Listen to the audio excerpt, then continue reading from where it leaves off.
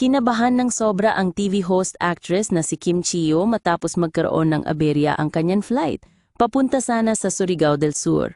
Nasa gitna na kasi sila ng biyahe habang nakasakay sa eroplano nang bigla itong bumalik ng Maynila dahil sa umano'y technical issue. Sa pamamagitan ng Instagram stories, ibinandera ni Kim ang kanyang frightening experience. Maybe reading too much news lately got me nervous today. So much so that I caught myself looking for seat 11A because according to the internet, it's the safest seat, say ng dalaga. May mga naglabasan kasing mga ulat na ang swerteng upuan umano sa eroplano ay ang 11A.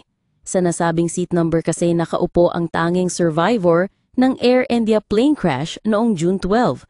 Coincidence rin daw ito sa seat number ng Thai actor-singer na si Ruangsak Loichusak na nakaligtas sa Thai Airways flight TG261 crash noong 1998.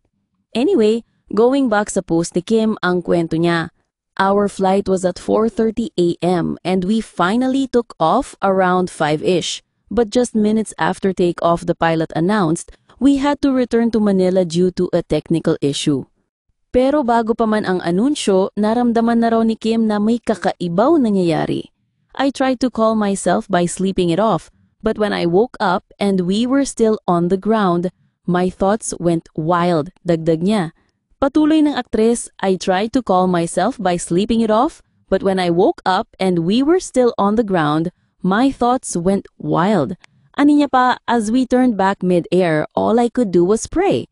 But by God's grace, we landed safely back in Manila," ani niya. "It was a frightening experience but I'm grateful. Grateful we made it back. Grateful to walk off that plane and breathe a little easier."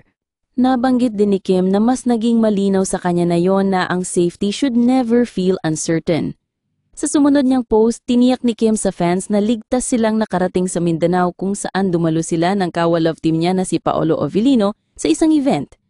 "Today reminded me just how precious and fragile life is," pagtatapos niya sa IG story.